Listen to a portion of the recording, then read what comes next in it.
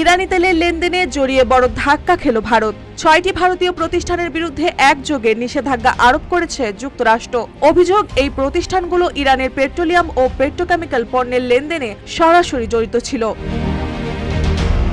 যুক্তরাষ্ট্রের পররাষ্ট্র দপ্তর জানিয়েছে, এসব প্রতিষ্ঠানের বিরুদ্ধে নিষেধাজ্ঞা লঙ্ঘনের অভিযোগ প্রমাণিত হওয়ায় তাদের সম্পদ জব্দ করা হবে। কোনো মার্কিন নাগরিক বা কোম্পানি এখন থেকে তাদের সঙ্গে কোনো রকম লেনদেন করতে পারবে না। এমনকি এদের মালিকানাধীন অন্যান্য প্রতিষ্ঠানও নিষেধাজ্ঞার আওতায় পড়বে।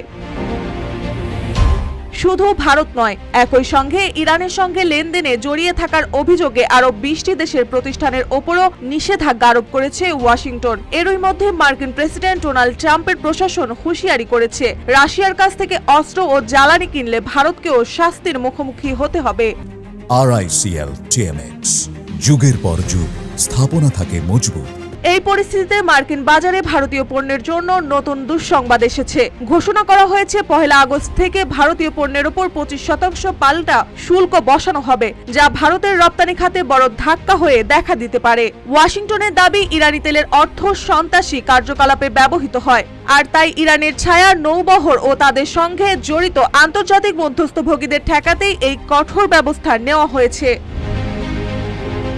সব মিলিয়ে বিশ্ব কূটনীতির মঞ্চে ভারতের জন্য সময়টা সহজ যাচ্ছে না। তেল ও অস্ত্রনীতি ঘিরে চাপ বাড়ছে, আর তার প্রভাব পড়ছে অর্থনীতি থেকে শুরু করে বৈশ্বিক সম্পর্ক পর্যন্ত, যার পরিণতি হতে পারে দীর্ঘমেয়াদী।